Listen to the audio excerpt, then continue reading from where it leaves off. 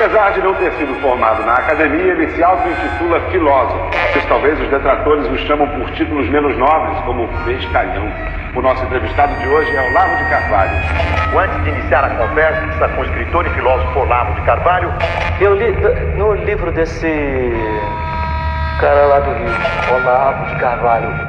Olavo de Carvalho. Quando Olavo, óbvio, das pessoas que acessam hoje filósofos como Olavo de Carvalho. Expressões chulas utilizadas em Twitter e ataques, xingamentos feitos pelo Jim Jones da Virgínia, o marginal, aquele cidadão que é chamado guru hoje.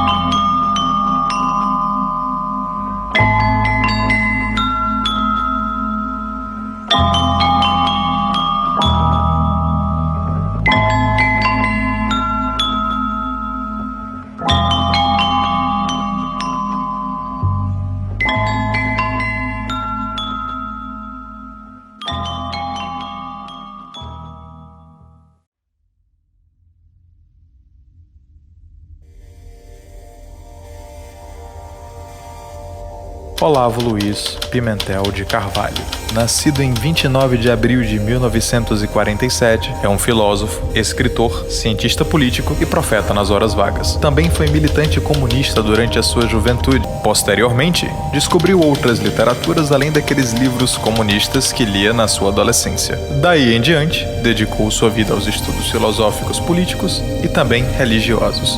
Foi também autor de vários best-sellers desde o seu primeiro lançamento, com o livro A Nova Era e a Revolução Cultural, lançado em 1994, sendo vendidas todas as suas cópias no primeiro dia. Entre outros sucessos, como O Imbecil Coletivo em 1996 e em 2013, O Mínimo que Você Precisa Saber para Não Ser um Idiota, entre outras dezenas de livros que compõem a sua vasta obra.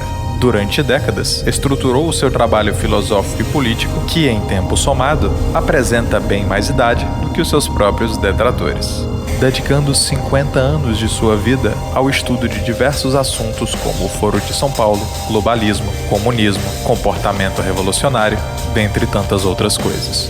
Conhecido por muitos como uma espécie de profeta, devido ao número assustador de acertos em suas previsões, que desde a década de 90 vem alertando os brasileiros com seus artigos, publicados nos vários jornais a qual fez parte, como também com as aulas e cursos que o mesmo ministrava. E foi baseado em todo esse material e também nessas previsões que veio a necessidade de provar de uma vez por todas porque Olavo tem razão.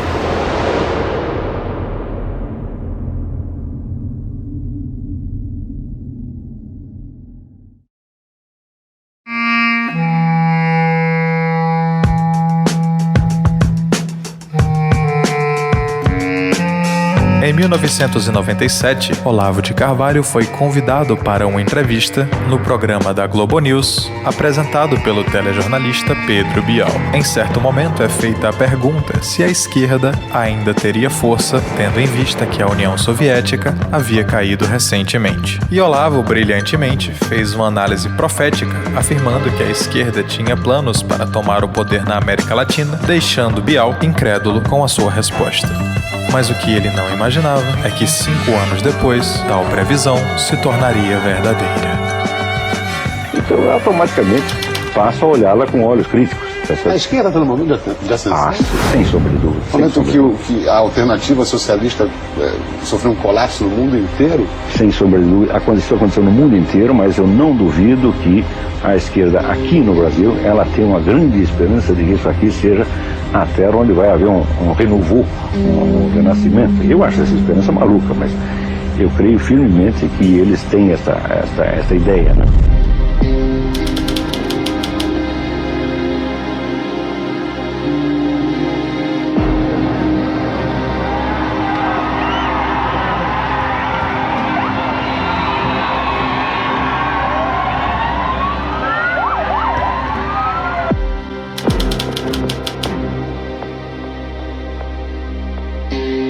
E neste momento, na apuração dos votos para presidente da República, o presidente Lula está matematicamente reeleito. Os números do Tribunal Superior Eleitoral mostram que com quase 86% das urnas apuradas até agora, o presidente Lula aparece com 60,57% dos votos válidos, enquanto que Geraldo Alckmin do PSDB está com 39,43% dos votos válidos.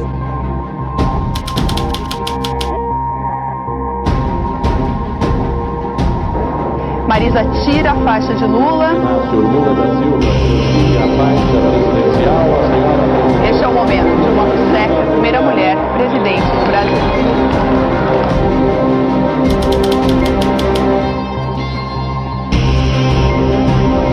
Dilma Rousseff está reeleita presidente da República do Brasil. A apuração ainda não terminou, mas com 99% dos votos apurados, nessa altura, ela já não pode mais ser alcançada por Aécio Neves. Vamos aos números com Neila Medeiros. Vamos lá, Nascimento, muito obrigada. Vamos ver até agora 98,8% dos votos apurados. Dilma aparece com 51,5% dos votos, com a diferença para Aécio de 3 milhões de votos. Ele aparece com 48,5%. Ela tem pouco mais de 53 milhões e 600 mil votos até agora. Então esse é o resultado que ainda não é oficial, como disse o Nascimento, que ainda faltam algumas urnas, mas o resultado não pode ser revertido.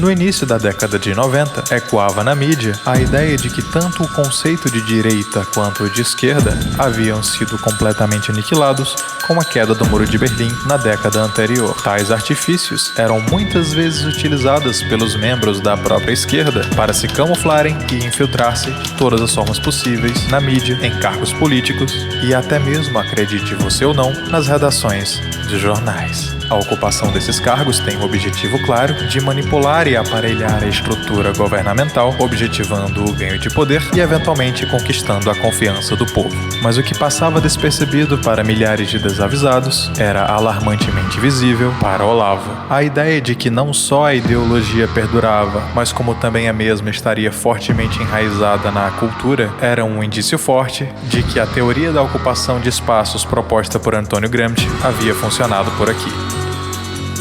Professor Olavo de Carvalho, obrigado por ter atendido ao nosso convite. Eu ia começar com uma pergunta que eu disse que ia fazer, mas vou começar com outra. Eu também me surpreendo às vezes. Acabamos de conversar com o professor Pastore, globalização, economia, regimes políticos, eleições. O senhor acha que a ideologia acabou no mundo? Existe ainda esquerda e direita? O marxismo ainda está vivo? Eu acho que ideologia não acabou, não. A história de dizer que o comunismo acabou, isso é um mito, né? Eu acho que ideologia é um componente central da história humana. Enquanto existir pessoas que queiram agir, enquanto existir poderes, tá certo? Que querem determinar o curso da história humana. E enquanto eles discursarem, haverá ideologia, certamente. Tá? E o senhor acha que o comunismo ainda existe na prática?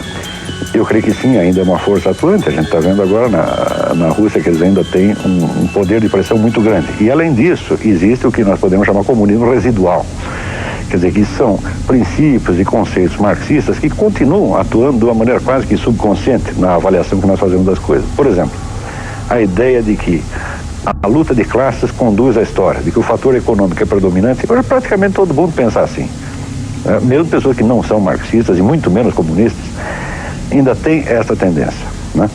É isso que Eu só acho que imaginar que a história tem uma grande influência do poder econômico, da vida econômica, é sempre marxismo? Não, mas onde é um hábito, é um viés que é inaugurado pelo marxismo, né? E se torna uma coisa um pouco limitadora na medida onde as outras hipóteses são excluídas.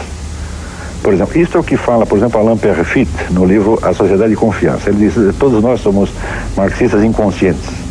Quer dizer que não submetemos ainda a um reexame este pressuposto marxista do predomínio dos fatores econômicos na história. Quer dizer, de acordo com a teoria de Gramsci, que teve uma influência muito grande na esquerda brasileira, toda a cultura é transformada num instrumento da política. E junto quando se fala de cultura, se inclui também a educação, as artes, a assistência psicológica, tudo isto, então, é englobado dentro de uma estratégia política geral. Então não há mais autonomia cultural, quer dizer que a iniciativa da busca de conhecimento, da discussão de ideias, está todinha condicionada de maneira direta e muito brutal a um interesse político. O senhor acha que ainda está no Brasil totalmente condicionado? Bastante. Eu não saberia avaliar, porque essas coisas a gente compreende uns anos depois que se passaram. A gente tem que ter um certo recuo para perceber o estado de coisas, né? Então acho prematuro para falar isso no Brasil agora, mas até uns 5 ou 6 anos atrás a coisa estava...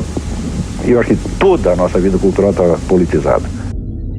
Bom, eu nunca me interessei em saber se as ideias estão na moda ou não. Interessa saber se elas são verdadeiras ou falsas. Quer dizer, a gente tenta dar uma descrição adequada do estado de coisas. Se isto vai poder aparecer na revista Caras ou não, esse é outro problema. Então, a mim me parece que esta divisão de direita e esquerda, que o pessoal diz que acabou, ela continua perfeitamente funcional. Ela existe ainda, ela está atuante. Agora, a inexistência da divisão foi uma conversa mole inventada, né, pela direita para enganar-se a si mesmo e pela esquerda para enganar a direita. Aquele negócio de fazer de morto para assaltar o coveiro. Né? O movimento esquerdista no mundo nunca foi tão forte quanto hoje, nem tão forte, nem organizado, nem tão integrado quanto é hoje. E negar que existe um confronto entre esquerda e direita é a mesma coisa que dizer que a esquerda já venceu. Né?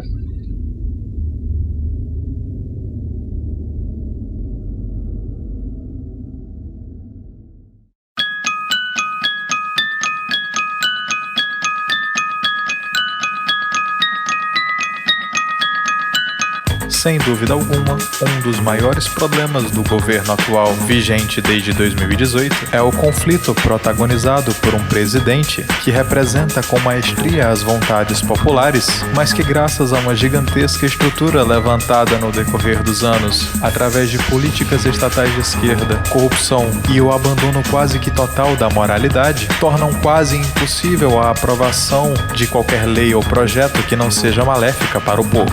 Isso, claro, graças a uma legião de promotores, juízes e funcionários públicos completamente tomados por uma agenda. Essa mesma estrutura demorou décadas para ser levantada, sendo evidenciada por Olavo de Carvalho antes mesmo da crise que forçou o ex-presidente Luiz Inácio Lula da Silva a admitir que havia aparelhado o Estado. Aí é o problema. Quando aparece um governante que ele tem as melhores intenções e tem vontade firme, que quer fazer mesmo, ele vai se defrontar com uma espécie de resistência muda, resistência tácita, né? da resistência passiva da sociedade, que simplesmente não quer melhorar. Eu vou dar um exemplo. Por exemplo, o Getúlio Vargas tentou fazer alguma coisa pela música brasileira e pelo cinema brasileiro, por exemplo. Então chamou de volta as duas melhores pessoas que tinha no ramo, que eram o Heitor Villa-Lobos para a música E o Alberto Cavalcante, para o cinema. Cavalcante era um cineasta brasileiro que fez uma carreira brilhante na Inglaterra como documentarista, aprendeu com os melhores diretores da época. E chegou então Vila Lobos, Alberto Cavalcante, com maiores planos, aquele entusiasmo patriótico, aquela coisa toda. 2 anos depois já tinha ido embora. Quer dizer, não aguento a resistência do meio, a mesquinharia, a fofocagem, gente puxando o tapete. Quer dizer, se para um camarada que quer construir, tem 900 puxando o tapete. Isso é uma coisa constante na nossa cultura. Quer dizer, a cultura é do seguinte: onde eu não dei certo, o outro também não pode dar. Se eu fracassei, você tem que fracassar também. Então é a cultura do caranguejo no balde, tá entendendo? Tem um monte de caranguejo no balde, um caranguejo quer sair, mas outro pendura na perna dele e vai tudo para baixo, tá certo? Isso é uma coisa muito profunda no Brasil, este culto do fracasso, tá certo? E o culto de tudo que vai para baixo. São Paulo, porque os caras, os representantes que vão for de São Paulo são elites, são a nata, né? Vai os caras de cima, vai o Gilberto Carvalho, vai o Marco Aurélio Garcia, vai o Zé Dirceu, o próprio Lula. E a massa dos militantes não é informada disso. Tem muita gente que acha que o PT é uma espécie de partido trabalhista, do tempo do Getúlio Vargas, trabalhista inglês, né? E não, esse é um partido revolucionário, um partido gramsciano, que está inspirado todinho na estratégia de Antônio Gramsci, que ele está aplicando com enorme sucesso, porque ao longo desse tempo ele conseguiu desativar praticamente todas as forças políticas que poderiam se opor aos seus planos, e conseguiu controlar a mídia, as universidades, vamos dizer, a administração federal, enfim, e tem todo, e no fim das contas a justiça, né? Então hoje não há mais quem possa investigá-lo, muito menos puni-lo. Agora tem o seguinte, não é que ele consiga fazer grande coisa, não, ele conseguiu controlar a situação de tal modo que ele não faz nada, não consegue fazer nada, mas ele também não deixa ninguém fazer nada. Então a história do Brasil é essa, quer dizer, o PT simplesmente entupiu o fluxo da vida nacional. O que ele não pode fazer, ninguém pode fazer, e ele não deixa ninguém mais fazer nada, tá certo? E a esta altura a gente pode reclamar, mas reclamar é uma coisa, agora punir esse crime é outra, completamente diferente, né?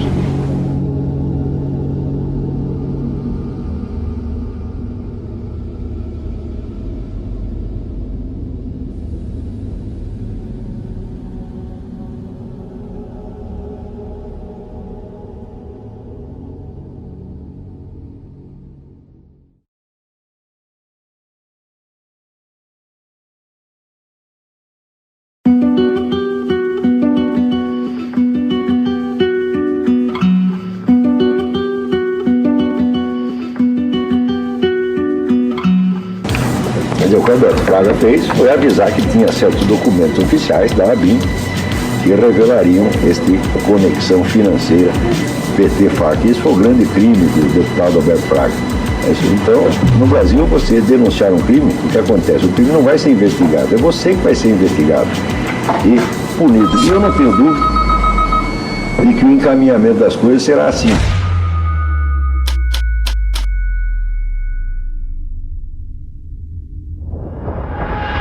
Formada por 32 deputados e senadores, a CPMI foi instalada no dia 4 de setembro para investigar ataques cibernéticos contra autoridades e utilização de perfis falsos para influenciar os resultados das eleições de 2018.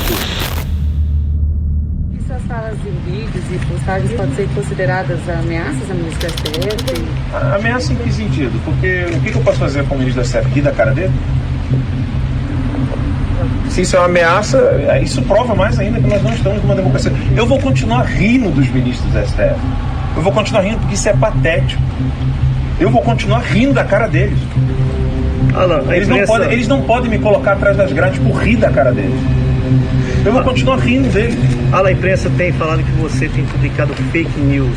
Não prova uma, né? Não prova nenhuma. Eu quero que prove uma notícia falsa que nós publicamos. A notícia que nós noticiamos do encontro do Miguel Migalhas, do Barroso, do Davi e do Maia na QL4, na segunda-feira, sem ser essa agora que passou, eu quero que prove que isso é mentira. Eu quero que o Alexandre de Moraes prove que é mentira que ele conversou no telefone com o Barroso, o Alexandre de Moraes falou com o Barroso que ele precisava de contar com a Joyce Hasselmann, e aí o Barroso disse que ela não era confiável. E aí depois o Alexandre de Moraes falou que era para ele procurar o Maia. E aí ele disse, não, eu não vou procurar. E o Alexandre de Moraes falou assim, não, eu vou pessoalmente. Então eu vou pessoalmente. Eu quero que prove que você é mentido. Quero que prove.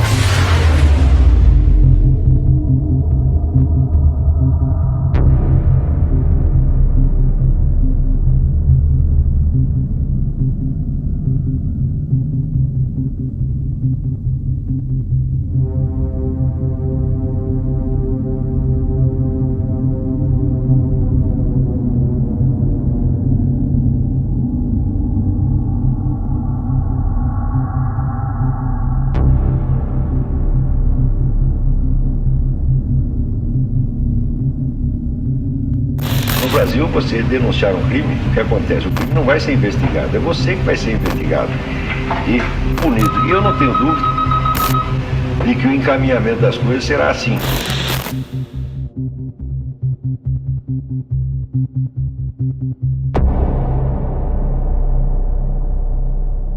Por que é assim? Porque o PT, ele se construiu como um Estado acima do Estado. Ele é um partido revolucionário, partido gramsciano. Quem não estudou as obras de Antônio Branco jamais vai entender o que é o PT.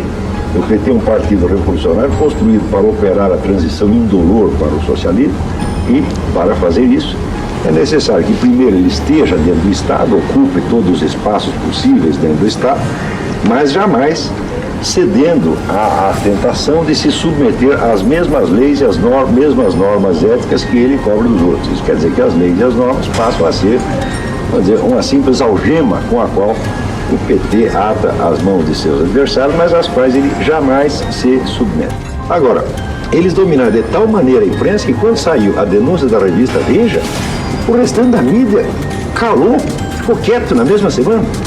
Ora, quando era no tempo do Collor, uma conversa entreouvida por um motorista foi suficiente para abrir uma CPI. E agora, o que o governo alega contra a denúncia da Veja? Ah, a Veja não provou. Eu digo, não cabe a Veja provar. Quem prova ou desprova é a justiça.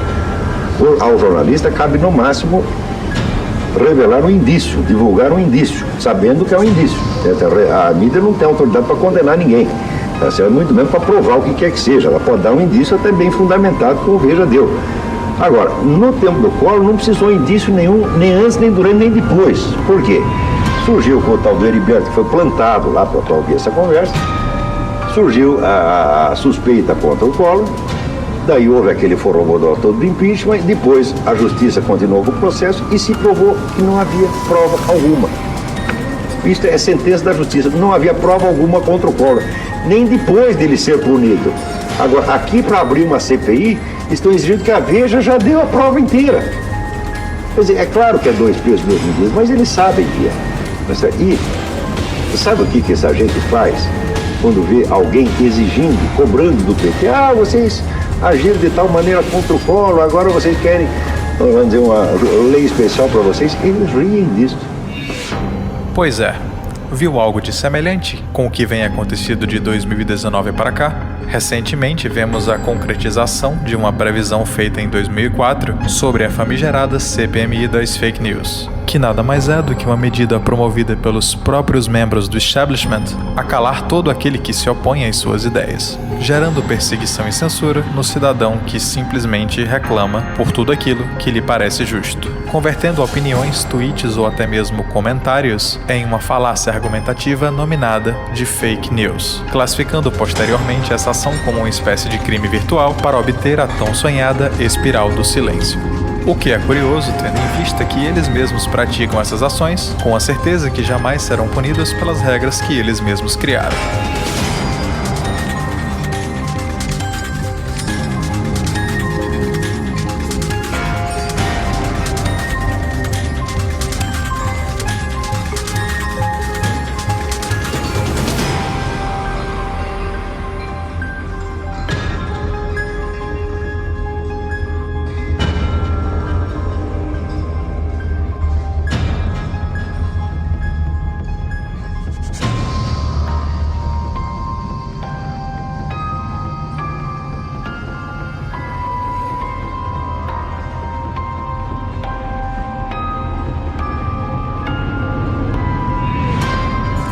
Uma operação da Receita Federal e do Ministério Público cumpriu hoje mandados de prisão em São Paulo. 2 empresários que teriam ligação com o Movimento Brasil Livre foram presos.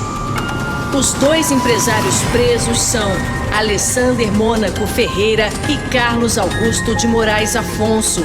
Eles são investigados por supostamente ocultar patrimônio e lavagem de dinheiro envolvendo doações para o MBL, Movimento Brasil Livre.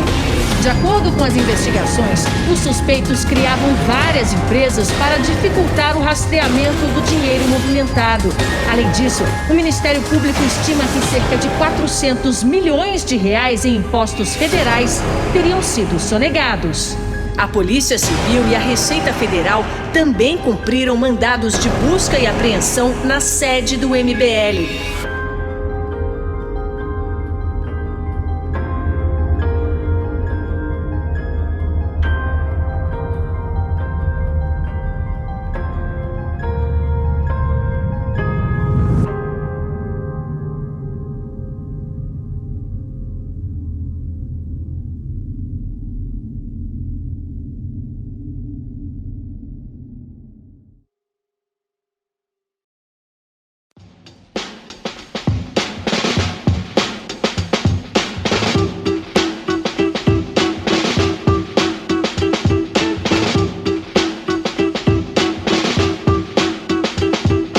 Em 31 de outubro de 2012, Olavo descreveu em um artigo todos os erros e deficiência daqueles que se diziam oposição ao PT e mostrou já naquela época a covardia dos liberais perante a mídia mainstream, tornando então visível a manipulação e a alienação do eleitorado conservador perante as elites políticas, ajudando também a descrever como um candidato conservador deveria agir para ganhar nas eleições presidenciais futuras.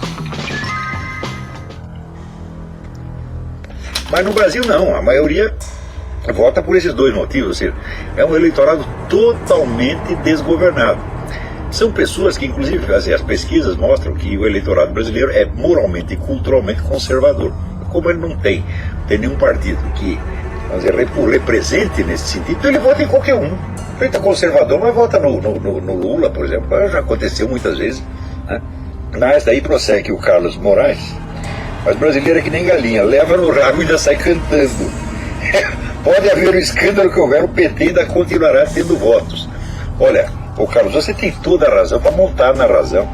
Eu vou até ler aqui um negócio que eu escrevi durante a semana, e mandei lá para o Diário do Comércio, mas acho que não saiu ainda, que se chama O Óbvio Esotérico. Né? É o seguinte, a derrota do senhor José Serra em São Paulo demonstra pela enésima vez que é impossível vencer o PT e seus aliados sem fazer precisamente as 2 coisas que a oposição tem evitado a todo preço. Primeira, livrar-se do resíduo ideológico politicamente correto, adotando um discurso conservador sem concessões nem atuações. 2, denunciar incansavelmente a aliança criminosa de partidos comunistas e quadrilhas de narcotraficantes, o Foro de São Paulo. Eles não têm feito nenhuma coisa nem a outra, né? Eu lembro que esse negócio de Foro São Paulo, na outra eleição, não a última eleição presidencial, eu juntei uma documentação desse tamanho sobre o Foro São Paulo, tá tudo lá, contado, pesado, medido, confessado, as coisas mais cínicas do mundo, tá tudo lá. Entreguei na mão do sujeito que é assessor próximo e amigo do Zé Serra. Entregamos tudo para ele, né? E o assessor também é amigo meu, eu não vou dizer o nome agora, porque ele me autorizou. Foi amigo meu, amigo comum entre os Zé Serra. Eu nunca encontrei o Zé Serra, mas tem esse cara que é um amigo comum dos 2. Ele disse, não, pode deixar eu falar com o Zé Serra, vai estar informado de tudo, etc, etc. Daí ficamos até o último momento esperando que o Zé Serra, nos debates eleitorais, mencionasse o assunto. Nada. Daí chegou no último debate, a última pergunta, falei, bom, agora ele tem que falar do Foro de São Paulo. Não, ele fez para o Lula uma pergunta sobre tarifas de ônibus, como se fosse uma eleição municipal em São Tomé das Letras, ou uma eleição distrital em Vila Inhocunhé. É isso que no Brasil é um debate presidencial, porra. É por isso que não dá. Tá entendendo? Então, daí eu cheguei lá pro meu amigo e falou, mas que merda, né? Ele falou, você quer saber? O problema do Zé Serra, sabe qual é? É o Zé Serra. Eu digo, o senhor tem toda a razão. Então daí, quem duvida que o sucesso de Magalhães Neto, em contrapartida, deveu muito à nostalgia de um conservadorismo linha dura que o seu nome de família ainda evoca na imaginação do eleitorado baiano, Antônio Carlos Magalhães nunca foi um conservador em sentido estrito, mas, faute de mieux, a esquerda fez dele o símbolo quintessencial da direita e, ao menos nos seus últimos anos, ele vestiu a camiseta com alguma bravura, cujo prestígio agora reverte em benefício do seu neto. Não quer dizer, o Magalhães Neto não tem também identidade ideológica, mas como o povo quer um candidato conservador, fala, então não tem nenhum conservador, mas tem um neto de um sujeito que, veja como é que está o negócio, não tem nenhum conservador, tem o neto de um sujeito que parecia conservador, o que a esquerda dizia que era conservador, então vamos votar nele, porra. Você está vendo? Quer dizer, o apelo, o espaço que existe para uma política conservadora, é um espaço monstruoso. Apareça com um programa conservador, tá certo? Defenda a religião, defenda a família, né? Defenda os valores conservadores tradicionais, você vai ter 80% dos votos, porra. A gente fala, mas esses caras são burros demais.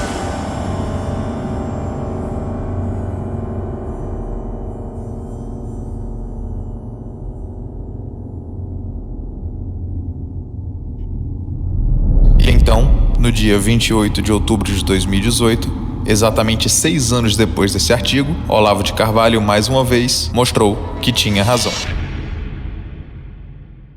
O único estado da região norte em que Fernando Haddad venceu. Na verdade, Fernando Haddad venceu no Nordeste e em um único estado do Norte, que era o Pará. Olha aqui. Atenção, Bolsonaro eleito, chega a informação, vamos lá. Às 7h21 da noite deste domingo, chega a informação de que Jair Bolsonaro está eleito presidente da República.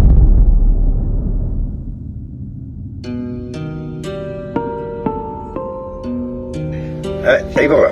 Uma das razões mais óbvias do triunfo da esquerda, não só no Brasil, mas em toda parte, é a solidariedade profunda, a aliança inquebrantável entre seus setores moderados e radicais, sempre articulados para bater no adversário com as duas mãos. Bate para um lado aqui, para o outro lado ali. Na direita, ou ao contrário, faz uma ordem assopra, um bate e outro afaga para desorientar o cara. O negócio do Pavlov, um choque e um queijo, tá entendendo? Na direita, ao contrário, os moderados, menos ciosos do seu futuro político e da imagem que exibe na mídia esquerdista, tratam de marcar distância dos radicais, seja fingindo ignorá-los, seja mesmo insultando-os, ainda que da boca para fora. Então é evidente que você esperar que essas pessoas se definam ideologicamente, que se definam até como os conservadores, é impossível.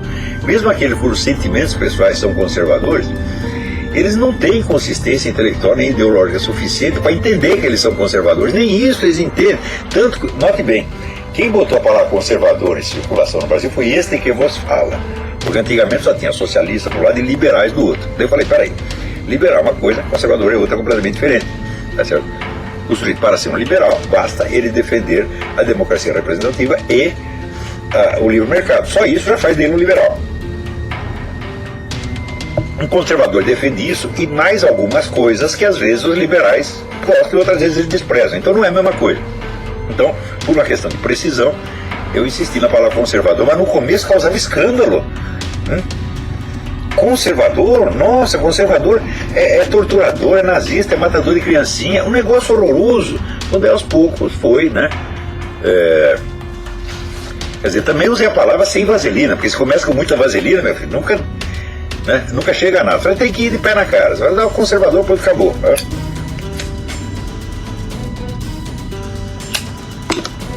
Então, isso quer dizer que o pessoal da direita brasileira, a primeira coisa que eles querem mostrar é que eles não são radicais, eles não são a favor do governo militar, eles não são a favor, eles não são contra o aborto, eles não são a favor da religião, eles não são católicos, eles não são evangélicos, o evangélico é evangélico do PT, e assim por diante. Então eu quero mostrar, olha, eu sou de direita, mas não muito, é só um pouquinho, né? A mensagem que isso transmite ao eleitor é clara: o esquerdismo é um remédio bom, do qual se pode, no máximo, discutir a dosagem. O direitismo, ao contrário, é um veneno que só pode ser bom em doses mínimas. É isso, palhaços, que vocês estão transmitindo à população. Mas eu sou direitista, pero no mucho, direitista, mas não troco. Eu sou direitista, mas eu sou bonzinho. É essa a mensagem que está passando, O esquerdismo é sempre bom. Pode haver um esquerdismo exagerado que nós rejeitamos, mas em princípio ele é bom. O direitismo, em princípio, é merda. Mas se for só um pouquinho, dá até para você tolerar. É essa mensagem que você passa e quer ser eleito assim. Porra! Ei, cara! Puta que pariu! Outra vez, gente, no Rio Grande do Sul, caras reuniram lá a militância do então PFL, militância juvenil. E tinha bastante gente, conseguiu reunir uns 1000 moleques. E daí estavam lá em cima do estrado, né? Uns velhinhos fazendo umas conferências chatas pra caralho. E a molecada tudo, né? Dormindo. Eu falei, pô, esses caras não sabem fazer um comício, pô, vou ter que eu, né? Largar aqui os meus estudos de Aristóteles, até para ensinar esses bosta como faz um comício. Daí eu fui lá e fiz um comício pra molecada, né? É assim, vamos fuder com esses petistas, turma, vamos. É assim que se faz, é uma coisa simples, mas vocês não sabem fazer. Vocês são tudo político de gabinete, vocês só sabem fazer conchavo lá em cima. Falar mesmo pro povão, vocês não sabem. Mas quem pode imaginar os homens do Demo, para não falar de José Serra, usando uma foto em visita, mesmo de pura cortesia, ao Instituto Plínio Correia de Oliveira ou ao Clube Militar? Cito essas entidades de caso pensado. Elas nada têm de radical, mas assim as rotulou a mídia esquerdista para isolá-las da direita oficial, que, como sempre, aceitou servilmente jogar segundo a regra imposta pelo adversário. Então a esquerda rotula 2 ou 3 caras de direitista radical e imediatamente a direita oficial diz, não tem nada a ver com eles, eu sou diferente, né? E pronto. Então, daí o pessoal da direita mais conservadora, mais radical, ficou brava com o De Gaulle, odeia até hoje. Então eu não quero negócio com a direita golista. A direita golista, por sua vez, não quero ser vista junto com esses caras, porque daí vão dizer que eu sou fascista, né? Que eu sou racista, que eu sou isso, aquilo, que é tudo mentira a respeito. O Front Nacional não tem nada de racista, tem nada de nazista, ao contrário, você é patriota. Francês, como é que vai ser nazista? Puta que pariu! Puta que pariu! Pensa um pouco, caralho!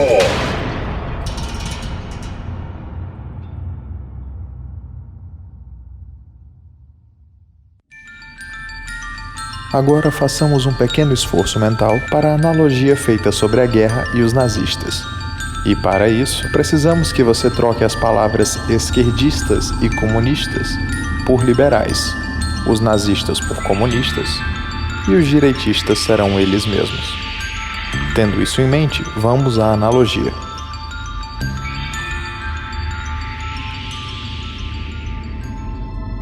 No tempo da guerra, era assim, a direita, né, dizia assim, nós precisamos nos rearmar porque esse filho da puta desse Hitler vai nos invadir amanhã ou depois. Daí chegava a turma da esquerda, sobretudo a esquerda católica, e dizia, não, ele é boa gente, não vai acontecer nada, né? E depois que veio o pacto Ribbentrop-Molotov, aí é que ninguém vai poder falar mal do Hitler na esquerda, né? E o pessoal da direita dizendo, porra, ele vai nos invadir, ele vai invadir, lá vem a piroca germânica aí, vai pôr e veio. Daí depois, o que aconteceu? A turma da direita organizou a resistência. Tem que estudar a história da resistência. Não tinha um puto de um comunista na resistência durante os 3 primeiros anos, né? Daí, quando começou a reação, os aliados começaram a ferrar com os alemães e tal. Daí os comunistas falaram, bom, acho melhor a gente embarcar nesse negócio de resistência para depois não pegar mal, não dizer que nós não fizemos nada. Daí eles entraram, tomaram a resistência, fizeram propaganda mundial, para cada feito comunista na resistência aparecia 1000 livros, 1000 peças de teatro, 1000 filmes, Ernest Hemingway, né? Puta que pariu, todo mundo puxando o saco dos comunistas da resistência. Eles usurparam os frutos do trabalho dos outros, né? E agora ficam posando como se fossem os grandes antifascistas, e chamam de fascista a direita nacionalista patriótica francesa. Ah, vai pra puta que pariu, porra. É preciso ter saco pra aguentar essa gente. Desculpe-me por insistir no óbvio, mas nesse país o óbvio vai se tornando cada vez mais um segredo esotérico, só acessível a um círculo de iniciados. O eleitorado brasileiro é maciçamente conservador, mas não tendo quem o represente na política, acaba votando a esmo, conforme simpatias de momento ou interesses de ocasião, que no fim o tornam tão corrupto, ao menos psicologicamente, quanto os políticos que ele despreza. Quer dizer, é uma coisa assim, quando eu escrevi isso, vocês não imaginam, esse artigo até está mais curto do que os outros, vocês não imaginam o trabalho que eu tive para escrever isso aqui, né? Por quê? Porque eu já disse essas coisas tantas vezes, eu já expliquei o óbvio tantas vezes, de tantas maneiras diferentes, né? Eu desenhei, eu esculpi, eu construí a maquete, eu dancei chachado para mostrar para eles, usei de todos os recursos possíveis, e os filhos das putas não entendem. Então agora, quando eu penso nesse assunto, eu só tenho vontade de escrever uma coisa, vai tomar no cu.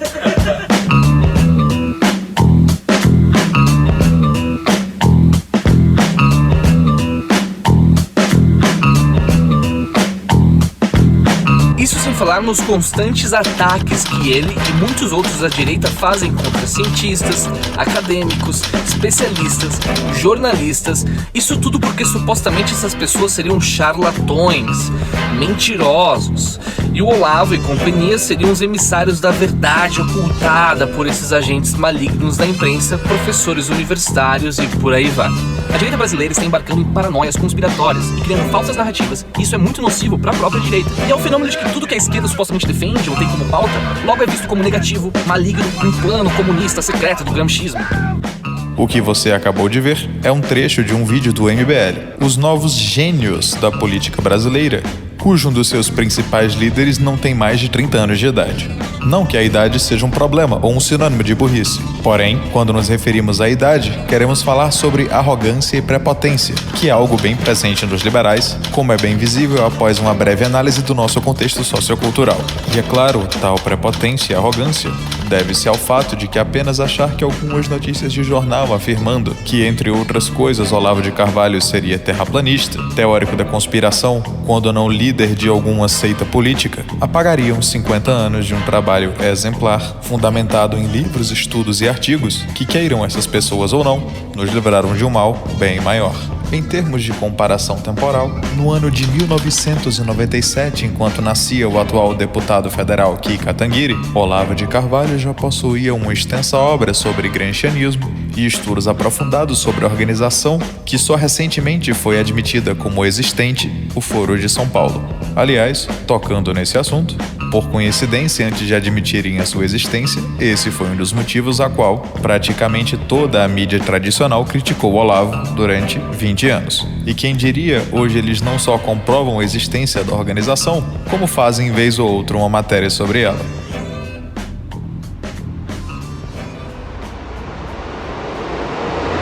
A direita brasileira está embarcando em paranoias conspiratórias e criando falsas narrativas. Isso é muito nocivo para a própria direita. E é o fenômeno de que tudo que a esquerda supostamente defende ou tem como pauta, logo é visto como negativo, maligno, um plano comunista secreto do gramscismo.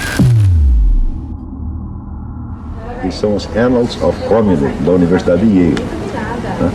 A documentação sobre isso é muita e o conhecimento que tem disso no Brasil é zero. Então as pessoas estão julgando a coisa totalmente sem perspectiva. Tem gente no Brasil que, se você fala de propaganda comunista, de presença do KGB, o sujeito ri. Mas aquele riso do caipira, que ele não sabe como uma coisa existe, então, tá falando que tinha propaganda comunista aqui, quer. Eles são os palhaços, desconhecem o assunto na sua totalidade. Saiu até uma tese. Não pode, porque os caras não representam para isso acontecer. Peguemos o caso do Olavo, onde ele é um sujeito que saiu de diversos jornais e revistas em que trabalhou por problemas internos como brigas, além do fato dele ser uma pessoa que nunca frequentou a universidade. É uma pessoa que não faz parte do círculo acadêmico e sempre foi rejeitado justamente por isso. E aí ele e muitos outros encontraram na internet o espaço para que suas ideias fossem conhecidas e disseminadas. Isso inclui tanto teses conspiratórias quanto os ataques às universidades, cientistas, mídia, porque justamente não passam nesses meios e já foram rejeitados. Aí esse pessoal consegue um público porque as pessoas que o seguem são pessoas vulneráveis. Isso também está explicado no Jardim das Aflições. Além disso, precisa ver que todo esse meu trabalho é resultado de 20 anos, tá certo? De estudo e de atividade bastante modesta e discreta, empreendida junto com os meus alunos. Mas foi só depois de todo esse período, para assim dizer, de incubação e de elaboração interior que eu achei que tinha cacife, tá certo, para colocar as minhas opiniões em público. Exatamente ao contrário do que faz a maioria aqui, porque o Brasil é um país de gênios jovens, todo mundo aos 19 anos aqui é gênio, né? E depois chega aos 30 já é um idiota perfeito. Eu achei mais bonito um comentário que alguém botou lá, falando, não, mas este é um cara que num país com alta cultura ninguém levaria a sério. Falei, não é que levaria a sério, levaram a sério, né? Já me deram o Genius Visa. Quer dizer, Visa de gênio, velho. Esse Visa por Special Abilities, que ele chama isso, o governo chama de Genius Visa. Então, e quem deu isso aí foi o Departamento de Imigração, né? Que você tem lá uma pleiade de professores e técnicos para avaliar essas coisas, examinar, vasculhar a vida do cara, investigar se até a cor da cueca dele, para saber se ele merece aquilo ou não. Levaram anos, me exigiram 4.000 páginas de documento, gente, né? Examinaram tudo e chegaram, não, vamos dar o Visa para esse cara. Pronto. Então, eu lá preciso da opinião da Folha de São Paulo, né, para saber se eu seria respeitado num país de alta cultura. Não precisa saber se eu seria, eu sou. Né? Além de todas as referências que a gente tem, de todos os autores americanos, que mostrar americanos, europeus, né? Além, vamos dizer, da comenda assinada pelo presidente da Romênia, meu Deus do céu, Emile Constantinescu, né? Além, vamos dizer, da referência que tinha da Maison des Sciences de l'Homme, né? Além de tudo isto, né? Eu vou querer saber a opinião da Folha de São Paulo, dos analfabetinhos da Folha de São Paulo. Será que eles acham que assim, nós vamos abalar a segurança do Olavo de Carvalho? Vamos fingir desprezo por ele e ele vai ficar abalado? Como? Né? Eu por acaso pedi sua opinião a meu respeito. Aliás, a seu respeito eu não tenho nenhuma opinião. Né? Esses caras me lembram uma cena que eu vi num filme outro dia. O sujeito entra num bar, pega o outro pela goela e fala: "Você comeu a minha mulher?" Ele responde: "Eu não teria me lembrado." É mais ou menos isso. Quer dizer, se eu comer a sua mulher, nem lembro o que é aquilo. Né? Com que autoridade a gente diz que 2 mais 2 é 4? No meu entender, qualquer pessoa que diga que 2 mais 2 é 4, que as galinhas botam ovos, diz com autoridade divina. Tá certo? Porque essa é a autoridade do óbvio. Tá certo? Mas diz quando perguntam: "Mas quem é você para dizer isso?" Eu digo: "Olha, é simples, eu sou o sujeito que escreveu isto." Tá certo? Não é necessário mais referências. Autoria é autoridade. Mas é evidente, né? A autoridade vem de autor. Quer dizer, então, eu sou filho de minhas obras. Eu sou filho de 20 anos de ensino. Eu sou filho desses livros que eu escrevi. Tá certo? E não tenho mais que dizer: eu sou descendente do seu fulano, tenho diploma não sei o quê. Tudo isso é uma bobajada, isso é uma coisa de caipira. Eu fico até um pouco envergonhado pelos meus críticos, por eles levantarem esse tipo de objeção. Mas você esperava uma reação violenta também, né? Violenta sim, mas não tão burra.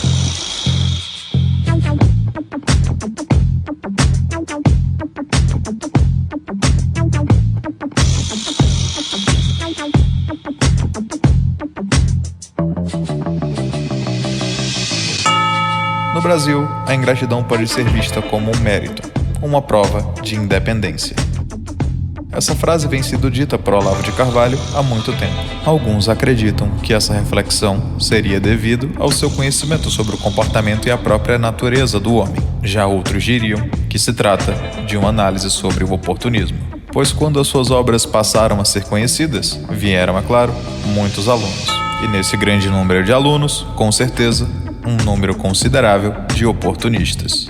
Amparando-se politicamente em suas obras, com o objetivo de atingir notoriedade e escalar um certo patamar na vida pública, ou até muitas vezes, simplesmente, ascender financeiramente.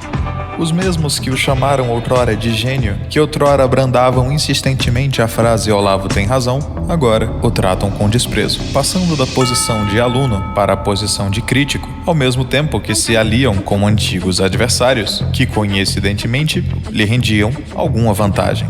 Talvez você lembre de algumas figuras políticas que se utilizaram desse palanque para atingirem uma certa notoriedade. Personagens que foram esquecidos pelo tempo, agarrando-se com toda a força nas palavras e logicamente na fama do professor, buscando como um parasita angariar um pouco de publicidade para depois, sutilmente, passar para o outro lado. Talvez por conta disso, seja nutrido um certo desconforto à figura do bajulador, o que acabou rendendo em 2012 o trecho de uma de suas aulas, que mesmo tendo se passado quase uma década, acredite ou não, nunca foi tão atual.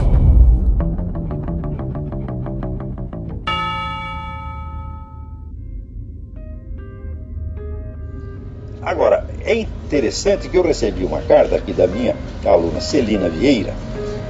Quer dizer, eu já havia percebido essa constante entre os seus ex-alunos. Isto é, muita participação em intimidade e depois ódio, né? Você tem razão, Celina, quer dizer, isso aí não é uma regra geral, felizmente, são algumas dezenas de pessoas, dentre mais de 5 mil alunos que passaram pelos meus cursos. Mas eu vou responder para você por que isso acontece, se você tem essa curiosidade. Isto nunca aconteceu espontaneamente. Isto sempre foi pessoas que, movidas por interesses, tá certo, menores, para não dizer vis e baixos, interesses já comerciais ou políticos, vai caçando alunos meus e oferecendo um servicinho, oferecendo uma vantagem, arrebanhando aquela turma e depois jogando contra mim. Esta mulher organizou uma firma, ofereceu emprego para um monte de aluno meu e depois jogou todos contra mim, inclusive fazendo né, circular aquele famoso escrito. Eu tinha uma apostila chamada Quem é Gurdjieff? Os negócios pagaram Gurdjieff e botaram Olavo de Carvalho, tá certo? E até hoje essa porcaria circula, quer dizer, iniciativa de difamação mesmo. A segunda leva foi a turma das realizações, que eu mesmo apresentei essas pessoas, como eram meus alunos, apresentei lá o seu Edson, e o seu Edson depois jogou esse pessoal contra mim. E é fácil jogar porque ele oferece emprego, oferece dinheirinho. Então, por um dinheirinho, os caras vendem, não é o Olavo de Carvalho.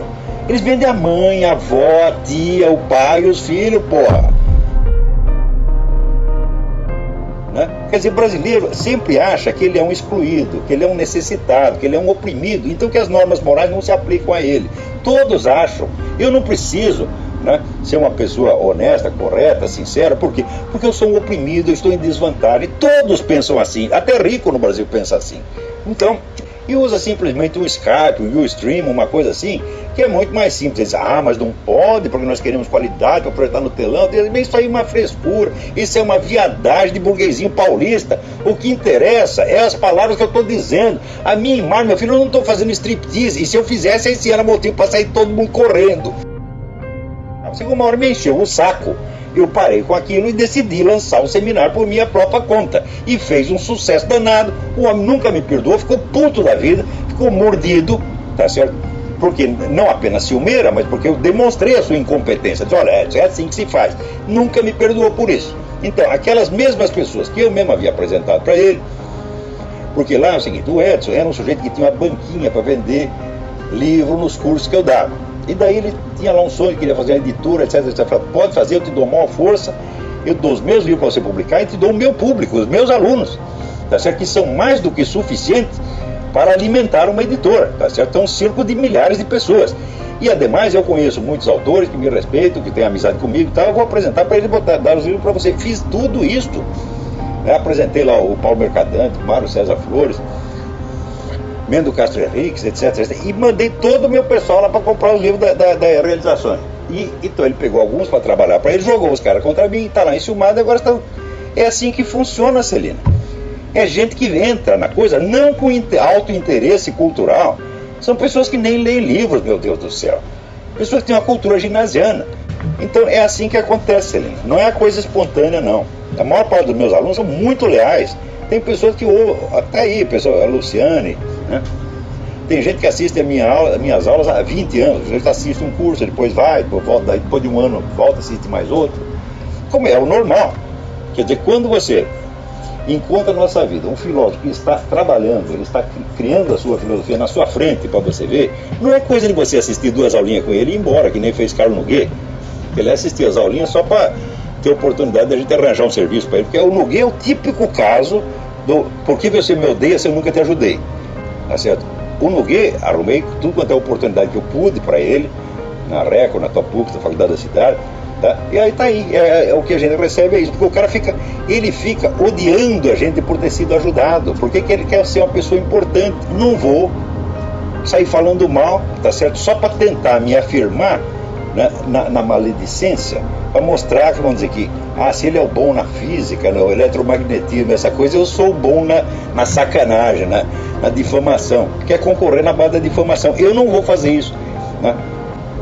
Agora, esse pessoal que não fez nada, que não tem obra, não tem estudo, não tem coisíssima nenhuma, o que eles têm que fazer? Tem que viver na base da difamação. Pior, eles sempre se ajuntam em grupo para fazer isso.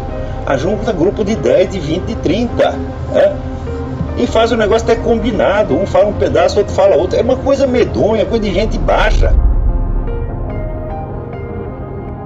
Torna-se no mínimo engraçado ver aqueles que de fato conquistaram tanto apenas estando sobre a sombra de um homem descartar tão facilmente o conhecimento de praticamente uma vida, substituindo de sua loja os livros de Olavo de Carvalho pelos de seu maior crítico, deixando claro que a inveja e a traição sempre vêm de uma pessoa que um dia você fortaleceu.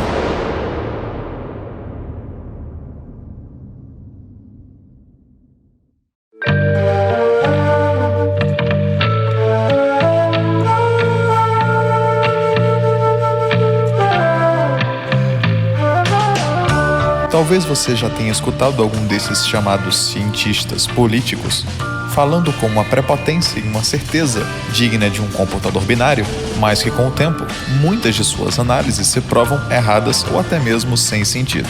E o ciclo se repete, sem que haja ao menos somente uma autocrítica, para que no outro dia eles novamente apareçam com a cara lavada, tentando alguma previsão sobre o cenário político do país e falhando miseravelmente. E é claro, eu poderia citar aqui milhares desses chipinhos que vivem de previsões mirabolantes sobre um governo que, segundo eles mesmos, não teria a menor chance de se sobressair em uma disputa presidencial. No entanto, me aterei somente a falar desse sujeito aqui, cuja sua personalidade histérica consegue de fato ressaltar-se sobre os demais, mesmo quando falamos de jornalistas.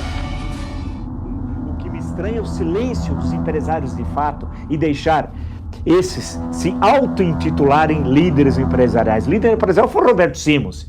Esse sim, né, que escreveu uma história econômica do Brasil. Tem um aí que se proclama líder empresarial, parece o Corcunda de Notre Dame, o Quasimodo, né, que é um sujeito patético e tal, estava dizendo assim, o Brasil era comunista, o Brasil é comunista, precisamos mudar o Brasil. Seu patético, seu Quasimodo, comunista aonde, Quasimodo? Aonde? Aonde? Comunismo onde não há socialização dos meios de produção. Comunismo onde há propriedade privada. Comunismo onde não há ateísmo com política de Estado. Comunismo onde não há socialização da terra e o controle estatal. Comunismo onde não há partido único. Comunismo onde tem impeachment. Onde tem impeachment, Quasimodo? Como onde tem impeachment? Você imagina se a Dilma é comunista? Você imagina se o PT fosse comunista? Aonde que regime comunista teve impeachment? Você já viram algum regime comunista que teve impeachment? Claro que não, né? Mas o PT é comunista. Que comunista o caramba que é comunista? Vamos ser inteligente, conhecer os conceitos. Pega o dicionário de política do Norberto Bobbio, entre tantas outras coisas. Por exemplo, né?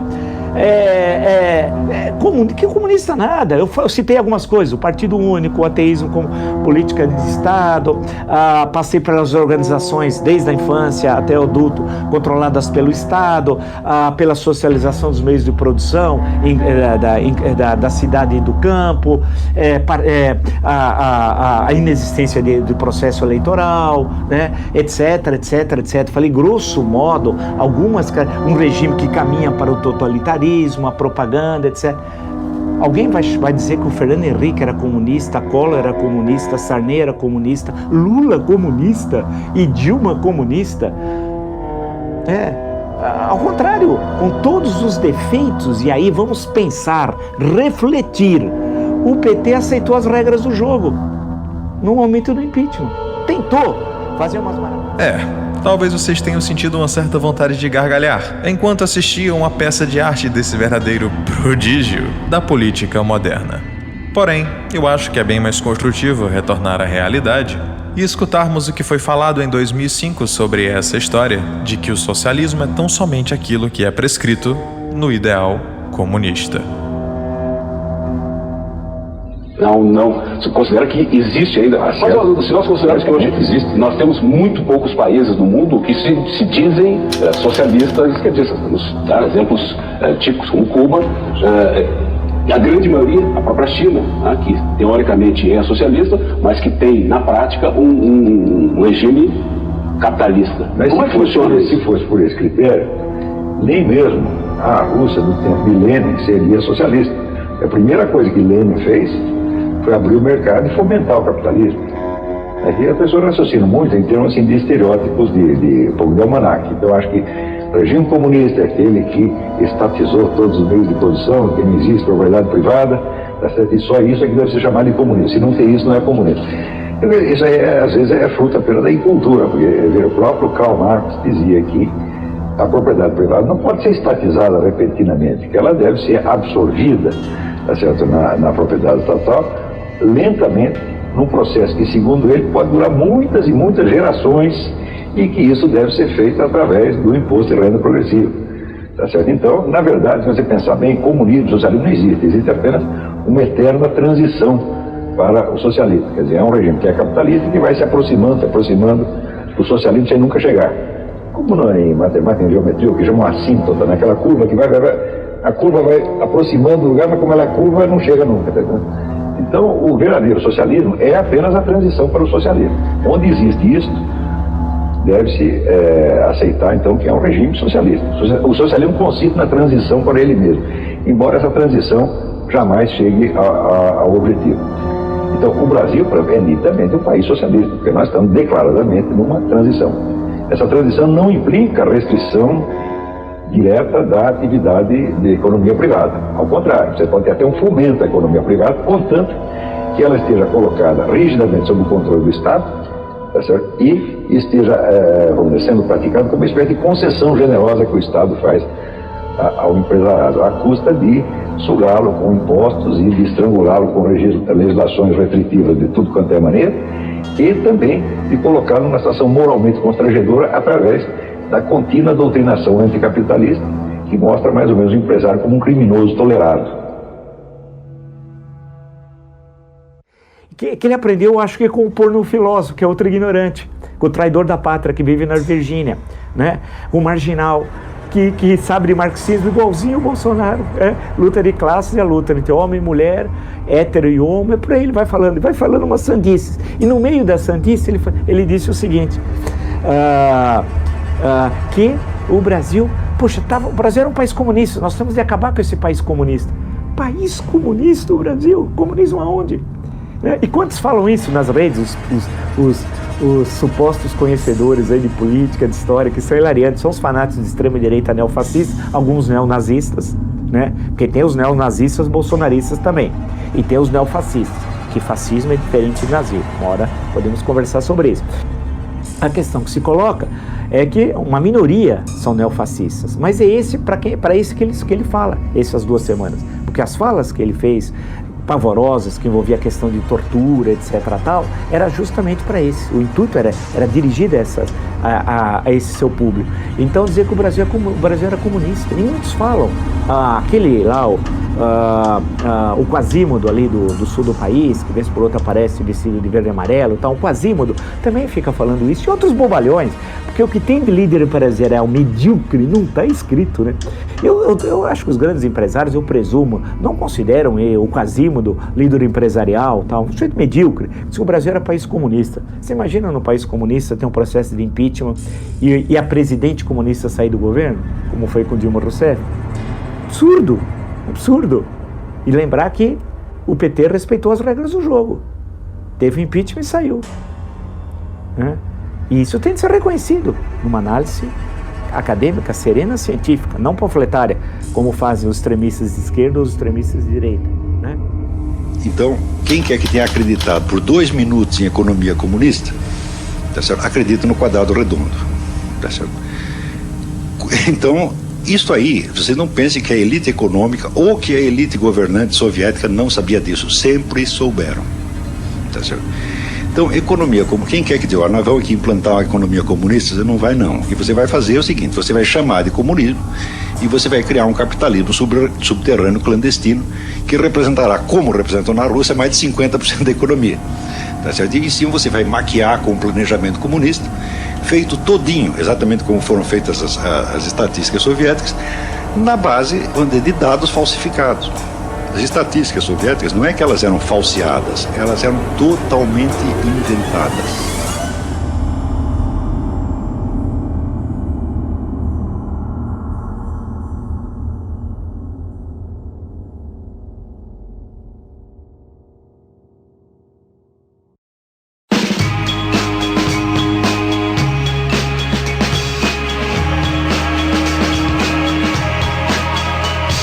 Mesmo há 15 anos atrás, Olavo já avisava sobre esses jornalistas que diziam que o Foro de São Paulo não existia.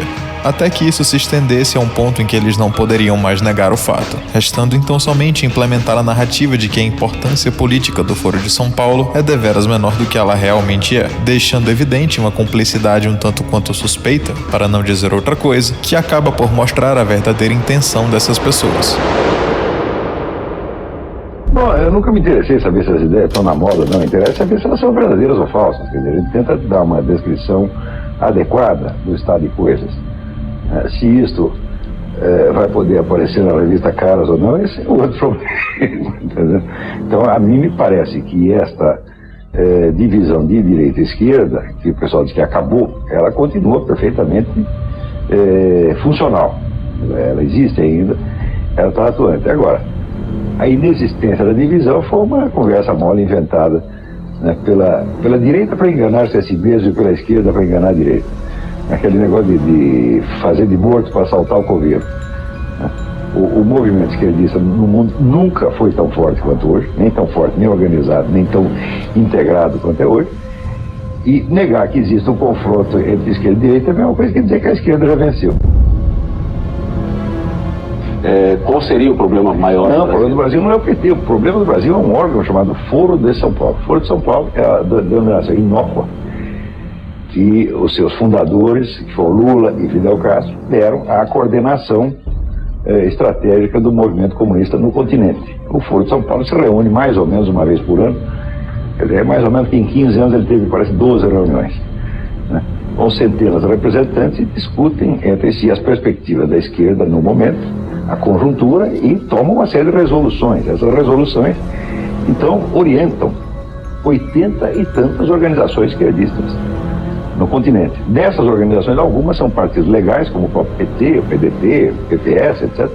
E outras são organizações criminosas, como as FARC, né, narcotraficantes, ou o MIR chileno, que é o dono da indústria dos sequestros. E tudo isso, quer dizer, organizações legais e ilegais, numa promiscuidade absolutamente vergonhosa, estão decidindo uma estratégia continental há 15 anos e ninguém no Brasil sabe disso. Isso sob um guarda-chuva do Fórum. Como é? Isso sob um guarda-chuva do Fórum. O Foro de São Paulo, a organização chama-se Foro de São Paulo. Eles deram um nome politicamente inócuo. É como se fosse, sei lá, Clube do Bolinha, entendeu? E também coordena esses movimentos, esses governos, a Venezuela, Equador, onde hoje começam a pipocar essas crises políticas? Todo mundo participa disso. Quer dizer, o Foro de São Paulo, ele é uma espécie de Assembleia Geral da esquerda latino-americana, mas com um poder decisório, porque emite resoluções. Quer dizer, no fim das reuniões, emite resoluções. Essas resoluções, então, orientam essas 80 e tantas organizações. Agora, como é possível que um órgão desse tamanho, tá certo, que tem, vamos dizer, uma espécie de autoridade sobre tantos partidos, permaneça praticamente desconhecido da população? É a situação política mais anormal que eu vi na minha vida. É uma crítica à imprensa? Ah, certamente. Não está proibido falar disso. Não existe censura oficial. Tá certo? Também autocensura não seria certo dizer, porque a autocensura subentende uma situação de medo. Quer dizer, não é por medo que as pessoas estão se omitindo. Elas estão se omitindo porque são cúmplices, porque não querem melar a imagem da esquerda latino-americana. Querem fazer de conta que está tudo bem. Isto tudo é por uma espécie de covardia intelectual que a classe jornalística deve à sua formação. A classe jornalística atual se forma sob o comando, sob a inspiração, sob o guruzado da intelectualidade esquerdista dos anos 60, que inclui o próprio FHC, Zé Arthur Janotti, Malena Chauí, Emir Saleh, essa gente, toda essa coriola, para mim são palhaços todos eles, né? Intelectualmente são pessoas desprezíveis, todos eles sem exceção, mas politicamente tiveram uma influência muito grande sobre a formação da minha geração e das gerações subsequentes. O jornalista, então, não ousa desafiar a autoridade espiritual dos seus gurus e continua, então, né, evitando qualquer coisa que possa macular a imagem, não do PT, mas da esquerda em geral. Eu acho quase risível esse negócio, porque criou-se uma tamanha celeuma em torno desse Fórum de São Paulo, que nada mais é do que uma reunião, quer dizer, sempre foi, né? Uma reunião que tem aí umas bandeiras anacrônicas, cada vez mais anacrônicas, anti-imperialismo e a favor do socialismo, e que reuniu até algumas personalidades importantes da esquerda, mas que hoje é ridículo. Imagina, é um convite de um ditador em franca trajetória de decadência, daí ele chama meia dúzia de representantes de uma organização terrorista também decadente e o representante de uma ilha que já foi um fetiche da esquerda e hoje nem isso é mais, ou seja, não tem a menor relevância. O Foro de São Paulo nunca teve essa importância que se atribuiu a ele, esse poder de destruição que o professor de filosofia online, o Olavo de Carvalho, também atribuiu a ele, continua atribuindo, e hoje ele é no máximo um leão desdentado, nada mais que isso. É como se fosse, sei lá, clube do Bolinha, tá vendo?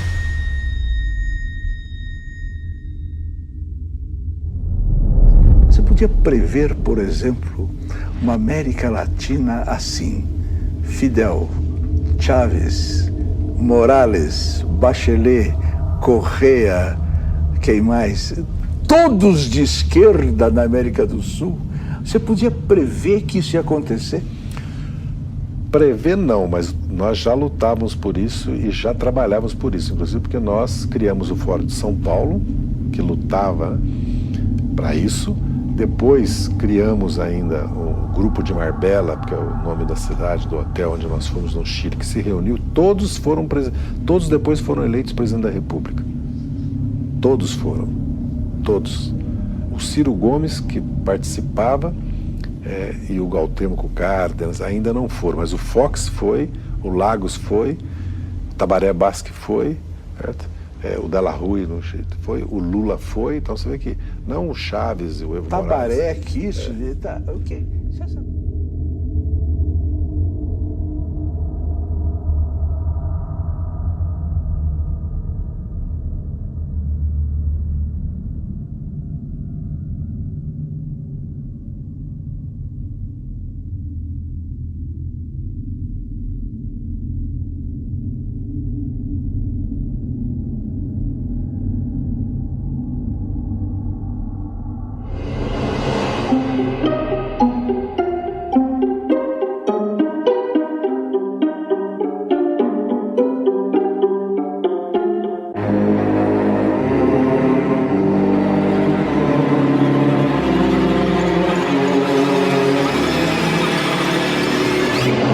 No início de 2020, o mundo inteiro ficou de olho em uma possível guerra entre os Estados Unidos e o Irã. O motivo? A morte de um general que financiava o terrorismo no Oriente Médio. E o factoide que mais ficou escancarado em todo esse processo foi a tentativa de defender os grupos terroristas a todo custo, indo da omissão de fatos importantíssimos para o acontecido até a ocupação de provas, o que incluía material de foto e vídeo das vítimas das tragédias decorrentes desse grupo. Tudo isso simplesmente porque a ordem de execução veio de Donald J. Trump, o atual presidente dos Estados Unidos, agindo também em conjunto com movimentos sociais, principalmente o movimento LGBT, que, muito embora eu não acredite que eles não tenham consciência da forma com que pessoas que compartilham dessa opção são tratadas no Oriente Médio, ainda assim insistiram em encabeçar uma campanha anti-Donald Trump e anti-valores ocidentais. É isso mesmo que você acabou de ouvir. A necessidade de assassinato de reputações e manipulação popular fez com que um movimento que busca a segurança e a garantia de, entre aspas, direitos iguais à população LGBT apoiasse um país que abertamente criminaliza tal prática, com pena capital inclusive. Essa omissão seletiva da mídia, aos quais somente interessam calar pensamentos de cunho conservador, chegou a níveis tão absurdos que praticamente ignoraram o abate de um avião comercial que deixou 170 vítimas inocentes praticamente no esquecimento. É o mesmo responsável por impor narrativas que transformam pequenos acontecimentos em verdadeiras tragédias inomináveis. Ou seja, contanto que o que seja informado seja anti-americanista, a mídia sempre buscará um espaço e uma divulgação adequada.